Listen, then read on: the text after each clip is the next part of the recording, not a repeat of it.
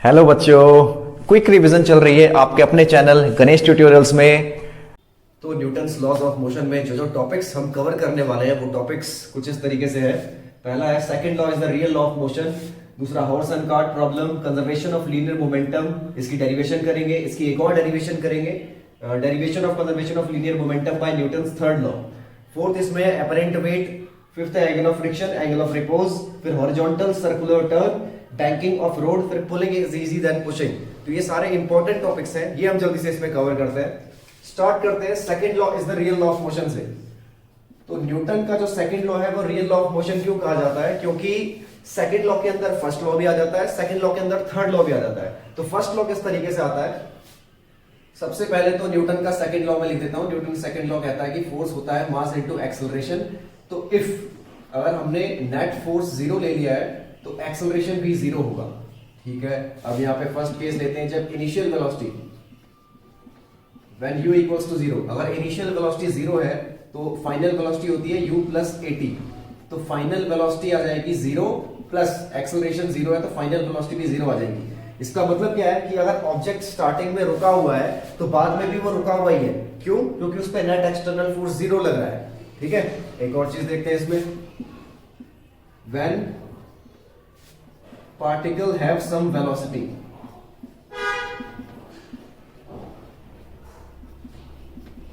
मान लो पार्टिकल के पास कुछ वेलोसिटी है इनिशियल u। तो शुरुआत में पार्टिकल के पास कुछ वेलोसिटी है और बाद में क्या होगी u प्लस at। बाद में भी उसकी वेलोसिटी u ही रहेगी।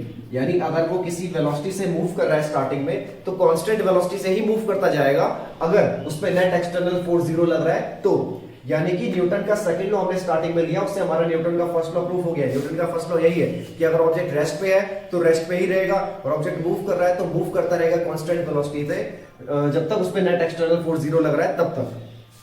ठीक है, तो ये इसके बाद न्यूटन का थर्ड लॉ में प्रूफ करना है तो हमें एक आइसोलेटेड सिस्टम कंसीडर करना पड़ेगा।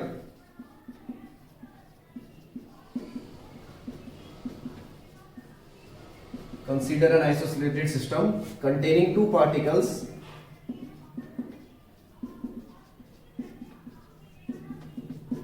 दोनों पार्टिकल्स का मैं कुछ मास ले लेता हूं m1 और m2। ठीक है, तो दो पार्टिकल है किसी आइसोलेटेड सिस्टम में तो वो दोनों एक दूसरे पे ही कुछ ना कुछ फोर्स लगाएंगे। पहला पार्टिकल तो मैं F12 लिख रहा हूं, force on one due to two. पहला पार्टिकल जो दूसरे पे फोर्स लगा रहा है। और F21 force on two due to one, यानी कि टू पर जो वन की वजह से फोर्स लग रहा है। ये पहला वाला है force on one due to two, यानी वन पे जो फोर्स लग रहा है टू की वजह से। ये F21 है, यानी फोर्स ऑन टू, टू पे जो फोर्स लग रहा है वन की वजह से। ठीक है, तो इन दोनों के जरा हम लिख देते हैं। फोर्स को हम ऐसे लिख सकते हैं, न्यूटन का सेकंड लॉ कहता है कि dp1 by dt, ये वन पे फोर्स लग रहा है तो उसको मैंने rate of change of momentum की फॉर्म में लिख दिया है। सेकंड वाले फोर्स को भी ऐसे लिख दिया है dp2 by dt। और दोनों फोर्स को अगर मैं ऐड करूं, इसको वेक्टर की फॉर्म में ले लेते हैं। दोनों फोर्स को अगर ऐड करें F12 प्लस F21 तो ये हो जाएगा dp1 by dt plus dp2 by dt। तो F12 प्लस F21 ये आ जाएगा d by D T of P1 plus P2। तो P1 प्लस P2 का मतलब क्या है? P1 प्लस P2 का मतलब है नेट मोमेंटम, यानी दोनों का मिला के टोटल मोमेंटम। और दोनों का मिला के टोटल मोमेंटम क्या है? टोटल मोमेंटम कांस्टेंट है क्योंकि यहां पर हमने एक्सटर्नल फोर्स को जीरो लिया हुआ है। जब भी नेट एक्सटर्नल फोर्स जीरो होता है तो मोमेंटम कंजर्व रहता है। तो here F equals to zero, so P net equals to constant. P net यहाँ पे कांस्टेंट है तो किसी भी कांस्टेंट का डिफरेंशिएशन जीरो होता है। तो यहाँ से F12 plus F21 equals to zero. तो यहाँ से F12 आ जाएगा माइनस ऑफ F21। इसका मतलब क्या है? Every action has equal and opposite reaction, यानी दोनों पार्टिकल एक दूसरे पे कुछ फोर्स लगा रहे हैं जिनकी वैल्यू तो सेम है लेकिन डायरेक्शन अपोजिट है। तो हमने न्यूटन के फर्स्ट लॉ से, सॉरी न्यूटन के सेकंड लॉ से फर्स्ट और थर्ड दोनों लॉ यहाँ पे प्रूफ कर दिए हैं। तो नेक्स्ट टॉपिक आता है हॉर्स एंड कार्ट प्रॉब्लम। तो मेरी ड्राइंग बनाना मेरे को कुछ ज्यादा ही पसंद है, ड्राइंग मेरी कुछ ज्यादा ही अच्छी है, इसलिए मैंने हॉर्स को एक पॉइंट से बनाया। तो अब कार्ट को मैंने काफी अच्छा बना रखा है। तो हॉर्स और कार्ट प्रॉब्लम, तो यहाँ पे क्या होता है, हॉर्स और कार्ट एक रस्सी से जुड़े हुए हैं। हॉर्स ग्राउंड पे जो फोर्स लगा रहा है उस फोर्स को मैंने एफ से दिखाया, ये एफ फोर्स जो है वो ग्राउंड पे लग रहा है, ठीक है। अब हॉर्स ने ग्राउंड पे एफ फोर्स लगाया तो ग्राउंड भी हॉर्स को कुछ रिएक्शन देगा, वो रिएक्शन मैंने इस आर से दिखाया और इस रिएक्शन को दो कंपोनेंट में ब्रेक कर लिया, हॉरिजॉन्टल और वर्टिकल। तो ये रिएक्शन को दो कंपोनेंट में ब्रेक कर लिया है। नीचे हॉर्स का वेट लग रहा है mg और ये रस्सी की वजह से हॉर्स पे पीछे टेंशन लग रहा है और इस कार्ट पे रस्सी की वजह से आगे टेंशन लग रहा है। कार्ट का नीचे वेट mg, कार्ट पे पीछे फ्रिक्शन और ऊपर normal reaction. Capital M mass of cart है, small m mass of horse. तो इसके बाद देखो करना क्या है यहाँ पे, ये हमने फ्री बॉडी डायग्राम बना दिया। फ्री बॉडी डायग्राम का मतलब ऑब्जेक्ट पे जितने भी फोर्स लग रहे होते हैं वो सारे फोर्स दिखाना, इसी को फ्री बॉडी डायग्राम बोलते हैं। तो हॉर्स पे जो फोर्स लग रहा है हॉरिजॉन्टल डायरेक्शन में, क्योंकि हॉर्स हॉरिजॉन्टल डायरेक्शन में ही मूव करेगा, हॉर्स वर्टिकल में मूव नहीं करेगा। तो हॉर्स पे जो फोर्स लग रहा है वो ये है h माइनस टी। हॉर्स पे नेट फोर्स लग रहा है h minus T horizontal direction में। तो h minus T net force है और नेट फोर्स होता है मास इनटू एक्सेलरेशन के बराबर। तो ये बन गई पहली इक्वेशन। कार्ट पे जो नेट फोर्स लग रहा है, कार्ट पे नेट फोर्स लग रहा है t माइनस एफ। तो t माइनस एफ ये कार्ट पे नेट फोर्स है और कार्ट का मास इनटू एक्सेलरेशन। अब यहाँ पे दोनों इक्वेशन को हम सॉल्व कर देंगे, दोनों को अगर ऐड करते हैं तो t से t कट जाएगा, तो h माइनस एफ हो जाएगा small m a plus capital M a। तो h माइनस एफ आ जाएगा small m plus capital M और a। तो यहाँ से एक्सेलरेशन की सीधा वैल्यू आ गई h minus F by small m plus capital M। ये एक्सेलरेशन की वैल्यू आ गई। अब एक्सेलरेशन की वैल्यू किसी भी इक्वेशन में पुट कर देना तो हमारा टेंशन फोर्स भी आ जाएगा। तो जैसे पहली इक्वेशन में पुट कर देता हूँ मैं h minus T equals to M A, तो h minus M A equals to T, तो h माइनस एम और a की value h minus F by small m plus capital M। अब ये तुम्हें सॉल्व करना है, यहाँ से टेंशन आ जाएगा। कंजर्वेशन ऑफ लीनियर मोमेंटम, तो लीनियर मोमेंटम को कंजर्व करना है तो यहाँ पे हमें कंसीडर करना पड़ेगा, consider an isolated system of n particles. एक आइसोलेटेड सिस्टम मैंने कंसीडर कर लिया, वो भी n पार्टिकल्स का, और n पार्टिकल्स का आइसोलेटेड सिस्टम है तो ये सभी पार्टिकल्स एक दूसरे पे कुछ ना कुछ फोर्स लगाएंगे। तो पहले वाले पार्टिकल का मोमेंटम, तो मोमेंटम ऑफ पार्टिकल्स, ये सभी पार्टिकल्स का मोमेंटम दिखा देते हैं। Momentum of particles are d p1, p2, p3 dot dot dot pn। ये सभी पार्टिकल्स के हमने मोमेंटम दिखा दिए। तो सभी पार्टिकल पे जो फोर्स लग रहा होगा, पहले पार्टिकल पे फोर्स है d p1 बाई dt, दूसरे पार्टिकल पे फोर्स है d p2 बाई dt, तीसरे पार्टिकल पे फोर्स है d p3 बाई dt। तो इसी तरीके से सभी पार्टिकल पे फोर्स लग रहे हैं। nth पार्टिकल पे हो जाएगा d pn बाई dt। तो इन सभी फोर्सेस को अगर हम ऐड करें, सभी फोर्सेस को F1 plus F2 plus F3 plus dot dot Fn, तो राइट साइड में भी सभी मोमेंटम ऐड हो जाएंगे, dp1 by dt plus dp2 by dt plus dot dot dpn by dt। तो ये सारे फोर्स ऐड होके मैं लिख देता हूं इसको नेट फोर्स, और राइट साइड में इन सभी को ऐड करके d by dt of p1 plus p2 plus p3 plus dot dot pn। अब ये सारे मोमेंटम ऐड होके क्या हो जाएंगे, एक नेट मोमेंटम हो जाएगा, इसको लिख देते हैं p नेट। तो यहां से हमारा f नेट आ गया d by dt of p net.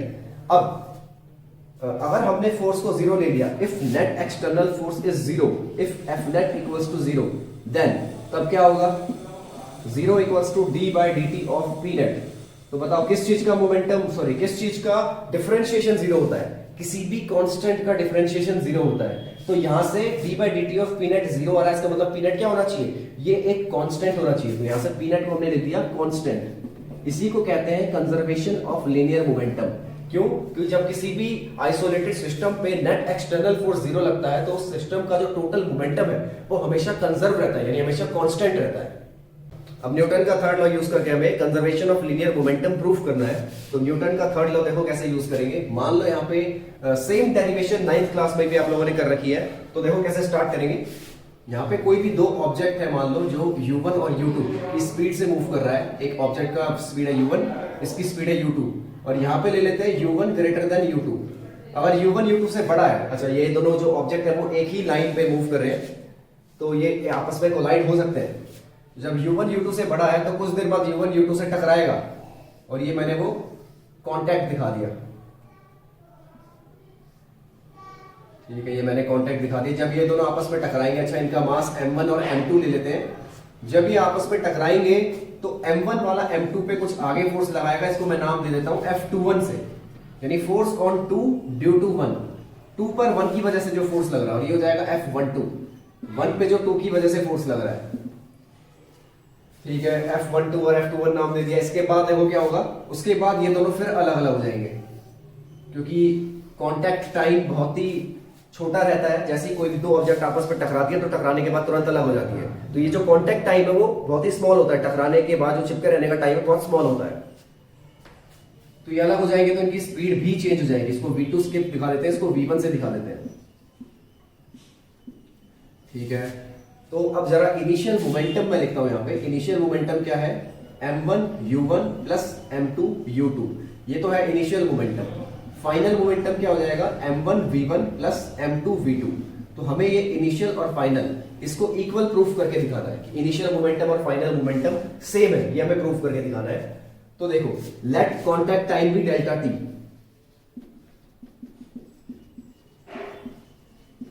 जो इनके टच में रहने का टाइम है उसको डेल्टा टी ले लिया। इसके बाद पहले वाले पे फोर्स लग रहा है F21, ठीक है। तो जरा एक्शन रिएक्शन पेयर हम बना देते हैं। जैसे F21 है, इसको ले लिया मैंने F12 माइनस का, ये मैंने एक्शन रिएक्शन पेयर बना के दिखा दिया। अब फोर्स क्या होता है, फोर्स होता है मास इनटू एक्सेलरेशन। इसको लिख सकते हैं m2a equals to m1a minus में, ठीक है। तो ये मैंने m2a और m1a लिख दिया। इसके बाद देखो m2 और a की वैल्यू पुट कर देते हैं। a की वैल्यू हो जाएगी सेकंड वाले का एक्सेलरेशन। सेकंड वाले का एक्सेलरेशन कैसे आएगा, v2 minus u2 by delta T. तो v2 minus u2 by delta T, ये सेकंड वाले का एक्सेलरेशन आ जाएगा, और इक्वल्स टू माइनस में, ये वेक्टर की फॉर्म में लिख देते हैं, माइनस में फर्स्ट वाले का एक्सेलरेशन। फर्स्ट वाले का एक्सेलरेशन हो जाएगा v1 minus u1 by delta T, और इसका मास कितना है, इसका मास है m1, ठीक है। अच्छा, अब नीचे डेल्टा टी से डेल्टा टी तो कट रहा है, m2 को मल्टीप्लाई कर देते हैं अंदर, m2 v2 minus m2 u2 equals to minus m1 v1 plus m1 u1। अब ये माइनस वालों को इधर उधर कर देंगे तो m2 v2 यहां से m1 v1 आएगा प्लस m1 v1, ये इक्वल हो जाएगा m1 u1 प्लस ये माइनस का उधर जाके m2 u2। तो हमने इनिशियल मोमेंटम और फाइनल मोमेंटम को इक्वल प्रूफ कर दिया है। तो इसी को कहते हैं conservation of linear momentum by Newton's third law. अच्छा, यहाँ पे मैंने वेक्टर की फॉर्म में नहीं लिखा है, तो आप चाहते हो तो वेक्टर की फॉर्म में भी लिख सकते हो। अगला टॉपिक है अपरेंट वेट। समझने के लिए पहले हमें सूडो फोर्स समझना होगा। सूडो फोर्स क्या होता है, जैसे कोई भी non inertial frame of reference. Non inertial frame of reference का मतलब होता है एक्सेलरेटिंग फ्रेम। तो कोई भी एक्सेलरेटिंग फ्रेम जिसके अंदर कोई भी ऑब्जेक्ट रखा हुआ है, अगर ये फ्रेम ए के एक्सेलरेशन से मूव कर रहा है तो इसके अंदर जितनी भी चीजें रखी होंगी उन सभी पे पीछे फोर्स लगेगा अपोजिट डायरेक्शन में, जिसको सूडो फोर्स बोला जाता है।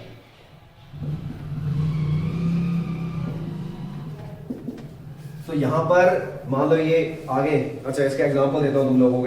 जैसे मान लो किसी बस के अंदर आगे बस अगर एक्सेलरेट हो रही होती है, बस की स्पीड अगर बढ़ रही होती है तो हम पे पीछे की तरफ झटका लगता है, और बस अचानक से ब्रेक मारती है तो हम पे आगे की तरफ झटका लगता है। यानी बस अगर स्पीड अप हो रही है तो बस का एक्सेलरेशन आगे है और हम पे जो सूडो फोर्स लग रहा है पीछे लग रहा है, और अगर बस ब्रेक मार रही है तो बस का एक्सेलरेशन पीछे है और हम पे सूडो फोर्स आगे लग रहा है। यानी जिस एक्सेलरेटिंग फ्रेम के अंदर हम बैठे हुए हैं वो जिस डायरेक्शन में एक्सेलरेट हो रहा है उसके अपोजिट डायरेक्शन पे हम पे सूडो फोर्स लगता है।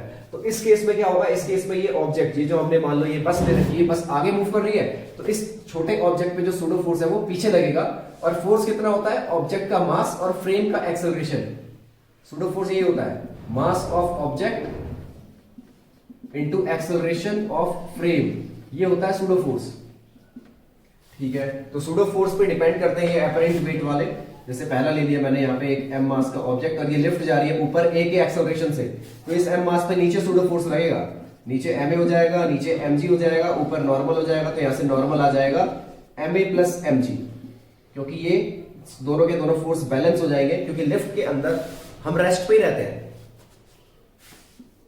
दूसरा केस आ गया जिसमें लिफ्ट जा रही है नीचे ए के एक्सेलरेशन से, तो दोबारा ये मास के ऑब्जेक्ट पे नीचे तो mg लग रहा है, सूडो फोर्स इस बार ऊपर लगेगा और नॉर्मल रिएक्शन भी इस ग्राउंड का नॉर्मल रिएक्शन ऊपर लगेगा, तो n plus ma equals to mg, तो यहां से n आ जाएगा mg माइनस ma। लास्ट है इसमें लिफ्ट अगर नीचे जा रही है g के एक्सेलरेशन से, g के एक्सेलरेशन से नीचे जा रही है तो नीचे वेट तो लगेगा ही, इस बार सूडो फोर्स ऊपर लगेगा और इस बार एक ही जगह g है तो एक ही जगह हम g लिख देंगे, तो वही चीज है n plus mg equals to mg, तो नॉर्मल यहाँ पे 0 हो जाएगा। यानी इस पे दो टाइप के क्वेश्चन आते हैं, एक तो नॉर्मल पूछ लेगा कि लिफ्ट के अंदर जो ऑब्जेक्ट है उसका नॉर्मल रिएक्शन कितना हुआ वो बताओ, या फिर पूछ लेगा लिफ्ट के अंदर जो हमारा वेट है, अगर हमने वहां पे एक वेट मशीन रख दी तो हमारा जो एक्चुअल वेट है वो कितना आएगा, यानी एपरेंट वेट कितना आएगा वो बताओ। तो एपरेंट वेट ऐसे निकालेंगे, नॉर्मल निकाल लिया वही अपना एपरेंट वेट है लिफ्ट के अंदर। तो अगला टॉपिक आता है angle of friction and angle of repose. तो एंगल ऑफ फ्रिक्शन में सबसे पहले एक ऑब्जेक्ट बना दिया मैंने, जिस ऑब्जेक्ट में आगे की तरफ एक फोर्स लग रहा है, अप्लाइड फोर्स, ये हो जाएगा आपका अप्लाइड फोर्स। तो अगर फोर्स आगे अप्लाई कर रहे हैं तो फ्रिक्शन पीछे लगेगा, तो फ्रिक्शन इधर लग रहा है, ऊपर एक ग्राउंड का नॉर्मल रिएक्शन, नीचे लग रहा है वेट mg, और फ्रिक्शन और नॉर्मल इन दोनों के रिजल्टेंट को मैंने यहां पे बना दिया है। तो फ्रिक्शन और नॉर्मल का रिजल्टेंट जो नॉर्मल के साथ एंगल बना रहा है, ध्यान से सुनो, फ्रिक्शन और नॉर्मल का रिजल्टेंट जो नॉर्मल के साथ एंगल बना रहा है उसी एंगल को एंगल ऑफ फ्रिक्शन कहा जाता है। अब ये निकालेंगे कैसे, tan थीटा, यहां से हम tan थीटा निकालेंगे। जैसे ये फ्रिक्शन है तो हमने वेक्टर में पढ़ा था कि किसी भी वेक्टर को उसके पैरेलल कहीं भी मूव कराया जा सकता है, तो इस f को मैं इसके पैरेलल अगर ऊपर मूव करवा दूंगा तो इस ट्राइंगल में, ये जो ट्राइंगल देख रहे हो इस ट्राइंगल में ये f परपेंडिकुलर का काम करेगा और ये नॉर्मल बेस का काम करेगा। तो एंगल के सामने वाला परपेंडिकुलर इस f को हम ऊपर ले गए हैं और एंगल के साथ वाला बेस f बाय n, ये हो जाएगा tan थीटा। फ्रिक्शन का फॉर्मूला होता है म्यू इनटू n, तो यहाँ n से n कट गया, tan थीटा की वैल्यू म्यू आ रही है तो यहाँ से थीटा लिख दिया मैंने tan इनवर्स म्यू। तो इसके बाद आता है angle of repose. Angle of repose में देखो, एंगल ऑफ रिपोज में क्या है, जैसे ये हॉरिजॉन्टल सरफेस है, इस हॉरिजॉन्टल सरफेस को मैंने ये ऊपर उठाना शुरू कर दिया, तो जितने एंगल पे ये मास हल्का सा डिस्प्लेस हो जाएगा, ये मास जैसे ही हल्का सा डिस्प्लेस हुआ उसी टाइम हमें रुक जाना है, उस एंगल को कहा जाता है एंगल ऑफ रिपोज। तो इस केस में क्या है, इस केस में पहले तो हमने इसका नीचे mg cos theta, mg sin theta, पीछे फ्रिक्शन और ऊपर नॉर्मल, ये फ्री बॉडी डायग्राम बना दिया है।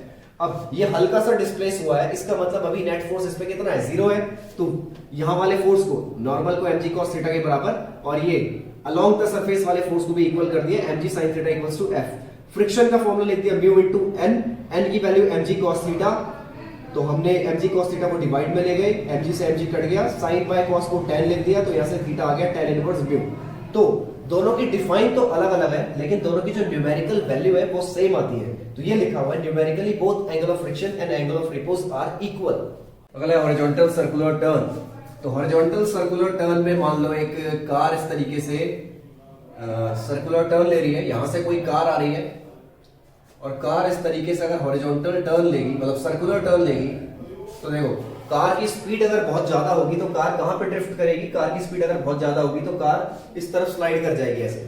देखो कार की स्पीड अगर बहुत ज्यादा होगी तो कार इस तरीके से यहाँ पे यूं स्लाइड कर जाएगी। तो इसका मतलब कार पे जो फ्रिक्शन लगना चाहिए, कार इस तरफ स्लाइड कर रही है, तो इस तरफ स्लाइड करने से रोकने के लिए जो फ्रिक्शन लगना चाहिए वो सेंटर की तरफ लगना चाहिए। तो कार पे जो फ्रिक्शन लग रहा है वो सेंटर की तरफ लग रहा है। और कार का मैं अलग से फ्री बॉडी डायग्राम अगर बनाऊं तो कार पे क्या क्या फोर्स लग रहा है, कार पे नीचे लग रहा है mg और कार पे ऊपर की तरफ लग रहा है नॉर्मल रिएक्शन और कार पे राइट साइड में लग रहा था सेंटर की तरफ एक फ्रिक्शन। ठीक है, तो यहां से नॉर्मल जो है वो mg के बराबर है। अच्छा, नॉर्मल mg के बराबर है, तो फ्रिक्शन किसके बराबर होगा, फ्रिक्शन होगा mv square by r, centripetal force के बराबर। अब हमें एक चीज पता है कि जो फ्रिक्शन होता है वो less than equals to limiting friction. जो स्टैटिक फ्रिक्शन होता है तो कार को रोकने का काम कौन करेगा, स्टैटिक फ्रिक्शन। तो हमें पता है कि फ्रिक्शन जो है वो less than equals to limiting friction है। स्टैटिक फ्रिक्शन की वैल्यू लिमिटिंग से कम होती है, कार को रोकने वाला स्टैटिक फ्रिक्शन ही है। तो यहां से फिर फ्रिक्शन की वैल्यू पुट कर देते हैं mv स्क्वायर बाय r, और हमें लिमिटिंग फ्रिक्शन का फॉर्मूला भी पता है, लिमिटिंग फ्रिक्शन का होता है म्यू इनटू n। तो यहां से mv square by r equals to mu, और n की वैल्यू क्या थी mg, तो एक m से m तो कट रहा है, तो v स्क्वायर हो जाएगा less than equals to v square less than equals to mu, r जाएगा उधर मल्टीप्लाई में और g, तो यहां से v क्या आ जाएगा less than equals to root में म्यू r g। तो इसका मतलब क्या है? इसका मतलब है कि वेलोसिटी की जो मैक्सिमम वैल्यू है वो म्यू आर जी के बराबर होगी। यानी मैक्सिमम इतनी वेलोसिटी अगर कार की है तो वो स्लाइड नहीं करेगी, ड्रिफ्ट नहीं होगी। अगर कार की वेलोसिटी इससे ज्यादा हो जाए तो वो ड्रिफ्ट कर जाएगी, फिर वो यूं स्लाइड कर जाएगी। कार की वेलोसिटी अगर इतनी या इससे कम है तो वो ड्रिफ्ट नहीं करेगी, स्लाइड नहीं करेगी। तो अगले टॉपिक पे आते हैं, बैंकिंग ऑफ रोड। तो बैंकिंग ऑफ रोड क्या है? यानी कि जो फ्लाईओवर होते हैं, फ्लाईओवर्स वगैरह में जब भी हम एक सर्कुलर टर्न ले रहे हैं फ्लाईओवर के ऊपर, क्योंकि स्पीड बहुत ज्यादा होती है, हॉरिजॉन्टल जो भी हमने पढ़ा, हॉरिजॉन्टल में हमारी जो स्पीड है वो हम कम ही रखते हैं, क्योंकि हॉरिजॉन्टल में ट्रैफिक होता है, हॉरिजॉन्टल में रेड लाइट्स वगैरह होती है। लेकिन जो फ्लाईओवर है, फ्लाईओवर पे कोई रेड लाइट, कोई ट्रैफिक उतना नहीं होता है, तो फ्लाईओवर पे स्पीड बहुत ज्यादा होती है कार की, और कार की स्पीड ज्यादा है, तो वहां पर अगर कोई सर्कुलर टर्न होगा तो सर्कुलर टर्न पे वहां पे ड्रिफ्ट भी ज्यादा होगा, यानी कार स्लाइड कर जाएगी। कार यूं आ रही है तो यूं स्लाइड कर जाएगी एकदम, और सीधा फ्लाईओवर से नीचे। तो उससे बचाने के लिए हम क्या करते हैं? उससे बचाने के लिए जो सर्कुलर टर्न है उसको किसी एंगल पे उठा दिया जाता है। रोड को हम हॉरिजॉन्टल ना रखे, रोड को किसी एंगल पे ही उठा दिया गया है। तो रोड को थीटा एंगल पे उठा दिया गया है और कार एक सर्कुलर टर्न ले रही है। मान लो मैंने ये सर्कल बना दिया, अच्छा ठीक है, यहां पर हमारी कार बना दी हमने। तो इस कार पे जो फोर्सेस लगेंगे पहले वो दिखा देते हैं। कार पे हम सीधा mg दिखाते हैं, नीचे की तरफ mg लग रहा है, सरफेस के परपेंडिकुलर नॉर्मल रिएक्शन लग रहा है, फ्रिक्शन यहां पे आगे की तरफ लगेगा। देखो कार पे जो जो फोर्स लग रहे हैं वो फोर्स हम यहाँ पे दिखा रहे हैं। कार पे नीचे की तरफ mg लग रहा है, सरफेस के परपेंडिकुलर नॉर्मल लग रहा है। फ्रिक्शन इधर क्यों लग रहा है? क्योंकि कार अगर सर्कुलर टर्न ले रही है, कोई भी चीज अगर सर्कुलर टर्न ले रही है तो सर्कल के बाहर की तरफ उस पर फोर्स लगता है, और सर्कल के बाहर यानी कि ये सर्कल का बाहर क्या है, इस पे इधर फोर्स लगेगा। कार उस तरफ जाएगी तो उसको रोकने के लिए फ्रिक्शन इधर लगेगा। तो हमने अगर मान लो किसी चीज को अगर मैं घुमाता हूं, एक रस्सी में पत्थर बांध के उसको गोल गोल घुमाना शुरू करूंगा तो पत्थर यूं बाहर की तरफ जाएगा। उसी तरीके से कार भी अगर यूं घूम रही है तो कार भी सर्कल के बाहर की तरफ जाएगी। तो ये सर्कल के बाहर जा रही है तो इसको रोकने के लिए फ्रिक्शन इधर लगेगा। तो ये एंगल थीटा है तो ये एंगल भी थीटा हो जाएगा। एफ को अगर कंपोनेंट में ब्रेक करें तो मैं नीचे दिखा देता हूं, यहां पे हो जाएगा एफ कॉस थीटा, और एफ कॉस थीटा नीचे आ जाएगा एफ साइन थीटा, और नीचे एक mg फोर्स पहले से है, और ऊपर वाला जो नॉर्मल है उसे भी हम कंपोनेंट में ब्रेक करेंगे। उसको देखो कैसे कंपोनेंट में ब्रेक करेंगे। उसके लिए पहले हमें देखना होगा कि ये एंगल कितना बन रहा है। ये वर्टिकल लाइन एक खींच देते हैं, ये एंगल थीटा है तो ये 90 माइनस थीटा, ये वाला एंगल दोबारा थीटा हो जाएगा। तो n को भी कंपोनेंट में ब्रेक करेंगे, ऊपर आएगा n cos थीटा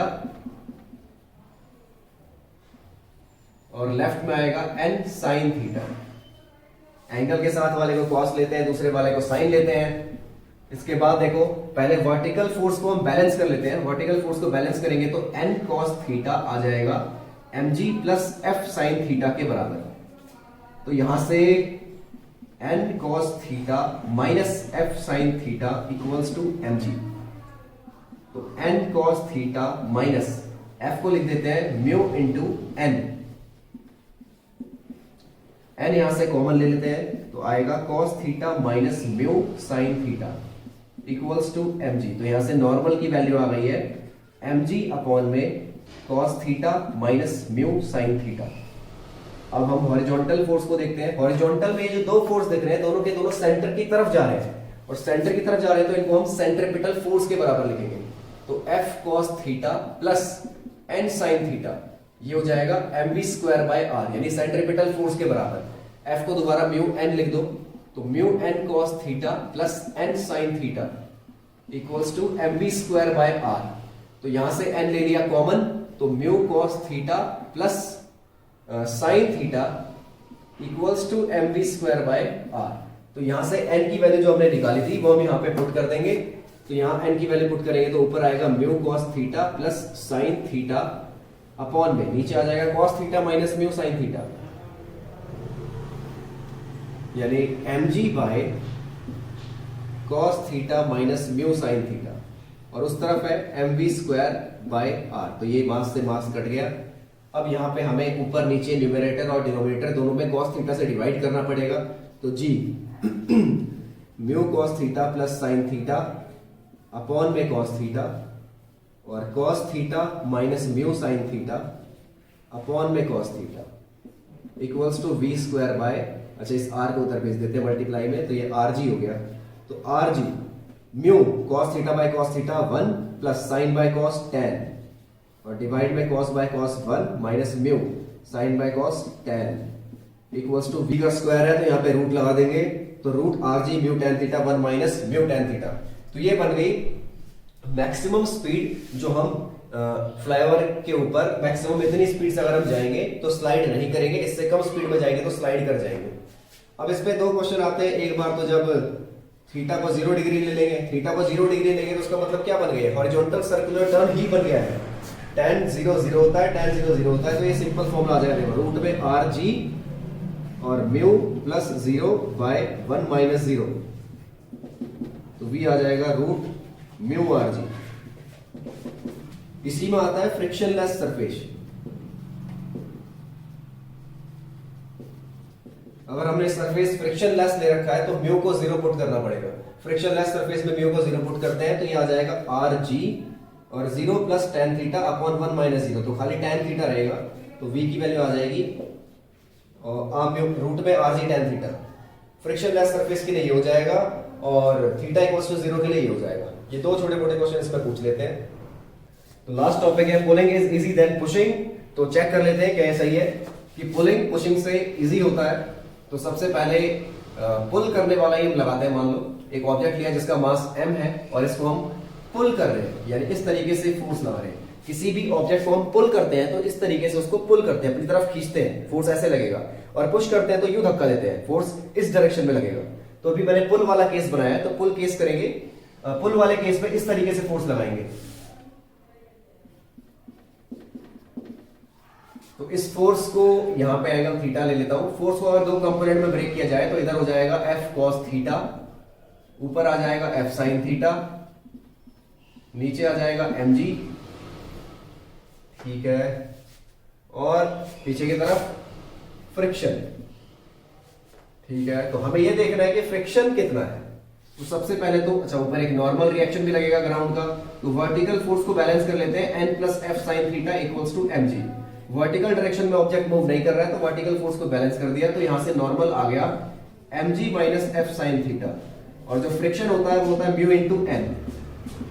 तो म्यू इंटू n की वैल्यू पुट कर दी mg minus F sin theta. अब हम करेंगे पुशिंग का केस। ऑब्जेक्ट को किसी को अगर पुश करते हैं तो इस तरीके से फोर्स लग रहा है, यहाँ पे सेम मास के ऑब्जेक्ट को हमने इस तरीके से पुश किया है, पुश करने में इस तरीके से फोर्स लगेगा। तो अब इस फोर्स को कंपोनेंट में ब्रेक करेंगे, तो देखो कैसे ब्रेक होगा। ये इस टाइप का अगर एरो दिखाई दे तो ये किस किस चीज में ब्रेक होता है, ये इधर ब्रेक होता है और नीचे ब्रेक होता है। इन दोनों के बीच में आ रहा है ना एरो, तो इन दोनों में ब्रेक होगा। इधर ये थीटा है तो ये भी थीटा हो जाएगा, तो इस साइड आएगा F cos थीटा और नीचे की तरफ आएगा F sin थीटा। और ऊपर कौन सा फोर्स लग रहा है, ऊपर नॉर्मल लग रहा है, नीचे mg, तो नॉर्मल किसके बराबर हो गया, mg plus F sin theta के बराबर।